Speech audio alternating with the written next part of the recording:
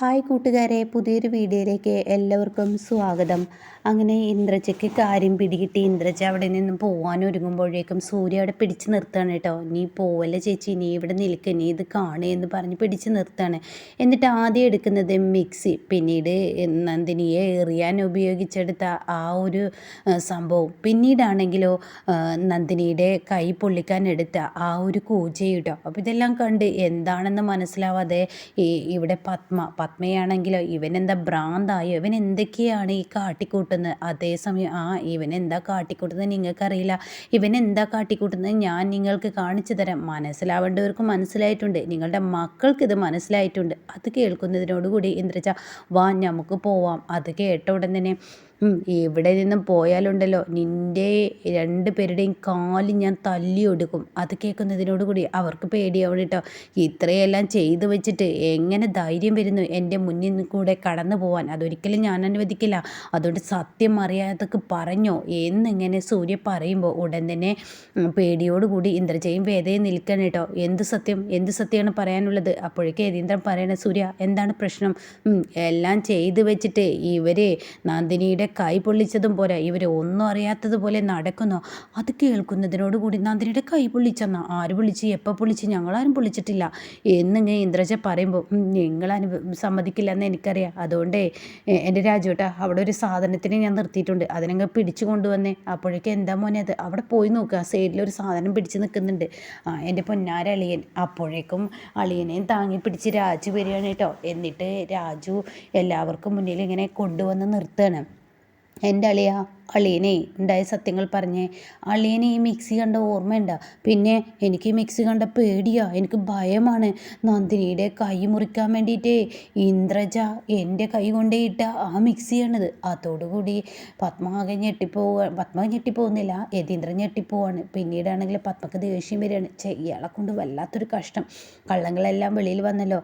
പിന്നീടാണെങ്കിലോ ആ അമ്പുണ്ടല്ലോ, അതായത് അതെടുത്ത് കാണിക്കുമ്പോൾ ഉടൻ തന്നെ ഇത് ഓർമ്മയുണ്ടോ, എൻ്റെ കണ്ണ് കളഞ്ഞത്, നന്ദിനിയുടെ കണ്ണ് കളയുക എന്ന് പറഞ്ഞിട്ട് ഈ രാക്ഷസി എൻ്റെ കണ്ണാണ് കളഞ്ഞത് എന്ന് ഇന്ദ്രജയെക്കുറിച്ച് പറയുന്നത് കേട്ടോ. അപ്പോഴേക്കും ഇന്ദ്രജയ്ക്ക് ദേഷ്യം പിടിക്കണേ.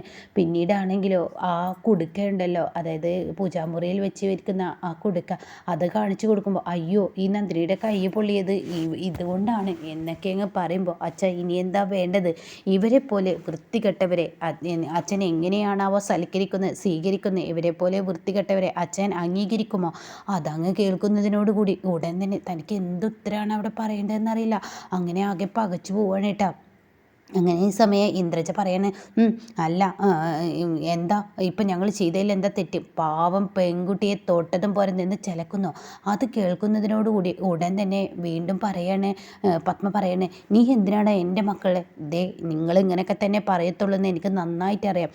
അപ്പോഴേക്കും യതീന്ദ്രൻ്റെ ദേഷ്യം പിടിക്കാൻ കേട്ടോ. നിങ്ങളൊക്കെ ഒരു മനുഷ്യനാണ്, സത്യം പറയാച്ചാൽ നിങ്ങളുടെയൊക്കെ കരണത്തടിച്ച് രണ്ടെണ്ണത്തിന് പിടിച്ച് പുറത്താക്കുക വേണ്ടേ, ഇങ്ങനെയൊക്കെയുള്ള ക്രൂരതകൾ ആർക്കെങ്കിലും ചെയ്യാൻ തോന്നുമോ? ഇതെന്തിനാ അച്ഛ ചെയ്തതെന്നറിയോ? നന്ദിനി ഒപ്പിട്ട് കൊടുക്കുന്നത്, നന്ദിനി സൈൻ ചെയ്യുന്നത്, നന്ദിനി ഒപ്പിടാതിരിക്കാൻ വിരൽ മുറിക്കാനുള്ള ആ ഒരു പരിപാടിയായിരുന്നു. അപ്പോൾ ഇവരുടെയൊക്കെ ക്രൂരത അച്ഛൻ മനസ്സിലായില്ലേ? അപ്പോഴേക്കും പത്മ പുച്ഛത്തോടു കൂടി നിൽക്കുകയാണ് കേട്ടോ. ഇത് നിങ്ങളും കൂടി അറിഞ്ഞിട്ടായിരിക്കും ഒരു പക്ഷേ ഈ നിൽക്കുന്ന ഇന്ദ്രജയും വേദയും ഈ പറയുന്ന എൻ്റെ അളിയനും ചെയ്തിട്ടുണ്ടാവും. അതുകൊണ്ട് ഞാനൊരു കാര്യം പറയാം, അവസാനമായി എൻ്റെ നന്ദിനി എനിക്ക് എത്രമാത്രം വിലപ്പെട്ടവളാണെന്ന് എനിക്കറിയാം. അതുകൊണ്ട് ഈ പാവത്തിൻ്റെ ദേഹത്ത് ഇനി എന്തെങ്കിലും ക്രൂരതകൾ നിങ്ങൾ ചെയ്തു നോക്ക്, ജീവിതത്തിൽ ഒരിക്കലും നിങ്ങൾക്ക് മറക്കാനാവില്ല, അത്രയും വലിയൊരു അനുഭവമായിരിക്കും ഞാൻ നിങ്ങൾക്ക് തരാൻ പോകുന്നതെന്ന് പറഞ്ഞിട്ട് നന്ദിനി വാ എന്ന് പറഞ്ഞ് കൊണ്ടുപോകാൻ കേട്ടോ. അപ്പോൾ നന്ദിനിക്ക് തന്നെ ഇവരോട് ഒരു പുച്ഛം തോന്നുകയാണ്, തന്നെ വേദനിപ്പിക്കാൻ ഇത്രയും കാണിച്ചവരോട് എന്താ പറയേണ്ടതെന്നറിയില്ല. ഇതേ സമയം യതീന്ദ്രൻ പറയണേ, നിങ്ങളൊക്കെ എൻ്റെ മക്കളാണോ എന്ന് പറയാൻ എനിക്ക് തന്നെ പുച്ഛം തോന്നുന്നു, അറപ്പ് തോന്നുന്നു, വെറുപ്പ് തോന്നുന്നു. എന്തിനാണ് ആ പാവം പെണ്ണിനെ ഇങ്ങനെയൊക്കെ ചെയ്തിട്ട് നിങ്ങൾക്ക് എന്താണ് ഇതിൽ നിന്ന് കിട്ടുന്നത്, എന്ത് ആനന്ദമാണ് കിട്ടുന്നത് എന്നൊക്കെ ഇങ്ങനെ പറയുന്നുണ്ട് കേട്ടോ. എന്നാൽ ഈ സമയം ഇതെല്ലാം കേട്ടിട്ട് തനിക്ക് അവിടെ എന്തെങ്കിലും ഒരു മറുപടി പറയണമെന്നുണ്ട് കേട്ടോ. പക്ഷെ പറയാനാവാതെ ഇവിടെ പത്മ നിൽക്കുകയാണ്. ഇതേ സമയം വിജയ് നന്ദിനിയെ പാവം, നന്ദിനിയുടെ കൈ പൊള്ളിച്ചു, പാവമാണ് അവളുടെ സ്നേഹത്തിൻ്റെ വില ഇവർക്കറിയില്ല, പാവം നന്ദിനി എന്നൊക്കെ പറയുമ്പോൾ ഇന്ദ്രജ വിജയെ പിടിച്ച് കൊണ്ടുപോകണം കേട്ടോ. അപ്പോഴേക്കും ഇയാൾ കാരണമാണ്, ഇയാളുടെ മദ്യം കാരണമാണ് എല്ലാ സത്യങ്ങളും വെളിയിൽ വന്നത്. ഇപ്പം എന്താ ഉണ്ടായത്? എല്ലാ സത്യങ്ങളും സൂര്യ അറിഞ്ഞില്ലേ? ഇയാൾ കാരണമാണ് ഇതൊക്കെ അറിഞ്ഞത് എന്നൊക്കെ പറഞ്ഞ് ദേഷ്യപ്പെടുമ്പോൾ പത്മ പറയണം, എന്ത് ചെയ്യാൻ, അതിനാണല്ലോ മദ്യം മദ്യം എന്ന് പറയുന്ന സാധനം ഉള്ളത് കൊണ്ട് എല്ലാം അറിയും. ഇനിയിപ്പോൾ എന്താ ചെയ്യുക? ഇനി എന്ത് ചെയ്യാൻ? സത്യങ്ങൾ എല്ലാം അറിഞ്ഞു. എന്തായാലും ഞാൻ ഇതിലുണ്ടായിരുന്നു എന്ന് പറയാതിരുന്നത് തന്നെ വലിയൊരു ഭാഗ്യം. എന്നെ ഇതിൽ അകപ്പെടുത്തിയില്ലല്ലോ, അത് തന്നെ വലിയൊരു രക്ഷ എന്നൊക്കെ ഇങ്ങനെ പറയുകയാണ് കേട്ടോ. എന്നാൽ ഈ സമയം ഇതെല്ലാം കേട്ടിട്ട് സത്യം പറയാച്ചെങ്കിൽ ദേഷ്യം പിടിക്കുകയാണ് ഇപ്പുറത്തെ നന്ദിനിക്ക്. അപ്പം നന്ദിനി, നിൻ്റെ കൈ അവർ പൊള്ളിച്ചത് കണ്ടില്ലേ? അതുകൊണ്ട് കൈ ഇങ്ങ് കാണിച്ച് നോക്കുമ്പോൾ നന്ദിനിയുടെ കൈ നന്നായി പൊള്ളിയിട്ടുണ്ട് കേട്ടോ. എന്നിട്ട് നന്ദിനിയോട് പറയണം, ഞാൻ നിൻ്റെ കയ്യിൽ മരുന്നിട്ട് തരാം എന്ന് പറഞ്ഞിട്ട് ഒരു മൈപ്പീലിയൊക്കെ എടുത്ത് മരുന്ന് ഇങ്ങനെ ഇട്ട് കൊടുക്കുകയാണ് കേട്ടോ. അപ്പം നന്ദിനി പറയാം വേണ്ടെന്ന് പറയുന്നുണ്ട്. അപ്പം നന്ദിനിയോട് പറയണം, നീ ഒന്നും മിണ്ടാതിരുന്നേ, നീ ഡോക്ടറെ അടുത്ത് പോകാനോ സമ്മതിച്ചില്ല, ഇത് അത്യാവശ്യമാണ്, ഇത് വേണം എന്ന് പറഞ്ഞിട്ട് വീണ്ടും തടവുമ്പോൾ രാജു അങ്ങോട്ടേക്ക് കടന്നു വരുന്നു കേട്ടോ. രാജു പറയുന്നത് ഭക്ഷണം കഴിക്കാനായി, നന്ദിനി ഇതുവരെ ഒന്നും കഴിച്ചില്ല, സൂര്യ സാർ ഭക്ഷണം കഴിക്കാൻ വരുന്നില്ല, ഓ ഞാൻ നന്ദിനിയും കൂട്ടി വന്നോളാം, നിങ്ങൾ പോയിക്കോളൂ എന്നും പറഞ്ഞു വിടുകയാണ് കേട്ടോ.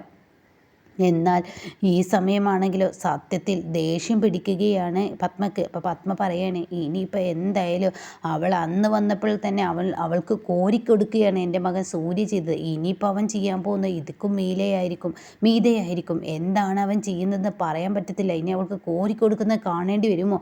അപ്പോഴേക്കും അവിടെ ഉടൻ തന്നെ വേദ പറയണേ, അമ്മ നമുക്ക് അധികം നിൽക്കണ്ട, നമുക്ക് പെട്ടെന്ന് ഭക്ഷണം കഴിച്ച് വരാം, ഏട്ടൻ വരുമ്പോഴേക്കും ഭക്ഷണം കഴിച്ച് വരില്ല നല്ലത്, അതായിരിക്കും നല്ലത് എന്നൊക്കെ പറഞ്ഞിട്ട് അവിടെ നിന്ന് പെട്ടെന്ന് ഭക്ഷണം കഴിക്കാൻ ചെല്ലാണ് കേട്ടോ. അപ്പോഴേക്കും അവിടെ സൂര്യയും നന്ദിനി എത്തിയിട്ടില്ല. അങ്ങനെ ടേബിളിൽ രാജു ഭക്ഷണമൊക്കെ വിളമ്പിക്കൂടെ എന്ന് പറഞ്ഞിട്ട് ഇവരെല്ലാവരും ഭക്ഷണം കഴിക്കാതിരിക്കും. യതീന്ദ്രൻ എത്തുകയാണ്. അപ്പോൾ യതീന്ദ്രൻ എത്തിയ ഉടനെ ചോദിക്കുന്നുണ്ട്, അല്ല ഞാനൊരു കാര്യം പറയട്ടെ, ഒരു കാര്യം ചോദിച്ചോട്ടെ, എന്തെന്ന് വെച്ചാൽ ഇവിടെ നന്ദിനിയെ കാണുന്നില്ലല്ലോ, സൂര്യയെ കാണുന്നില്ലല്ലോ, എവിടെ പോയി?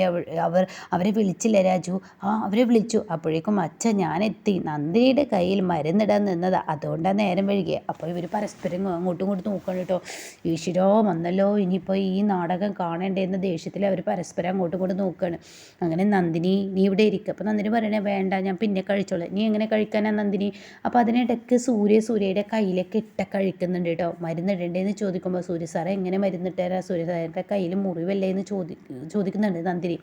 എടോ എൻ്റെ കയ്യിൽ മുറിവൊന്നുമില്ല എന്ന് പറഞ്ഞിട്ട് കെട്ടഴിക്കാൻ കേട്ടോ. ഞാൻ ഇതുവരെ നിൻ്റെ മുന്നിൽ നാടകം കളിച്ച് നടന്നതാണ്, അതെന്താണെന്ന് എനിക്ക് മനസ്സിലായിട്ടുണ്ട്. എനിക്ക് സംശയം തോന്നിയതാണ് സൂര്യ സാറിൻ്റെ കയ്യിലെ മുറിവ് ഉണങ്ങിയിട്ടുണ്ടെന്ന്.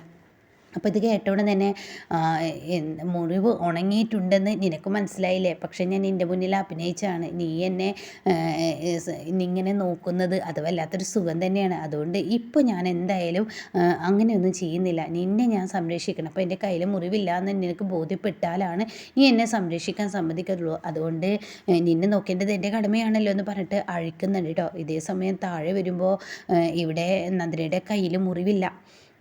അപ്പോൾ സൂര്യയുടെ കയ്യിൽ മുറിവില്ല. അപ്പോൾ നന്ദിനിക്ക് ഭക്ഷണം വാരി കൊടുക്കുമ്പോൾ ഇവൻ്റെ അഭിനയം വരുന്നില്ലേ എന്നിങ്ങനെ പത്മയും ഇന്ദ്രജയും പരസ്പരം പറയുന്നുണ്ട് കേട്ടോ.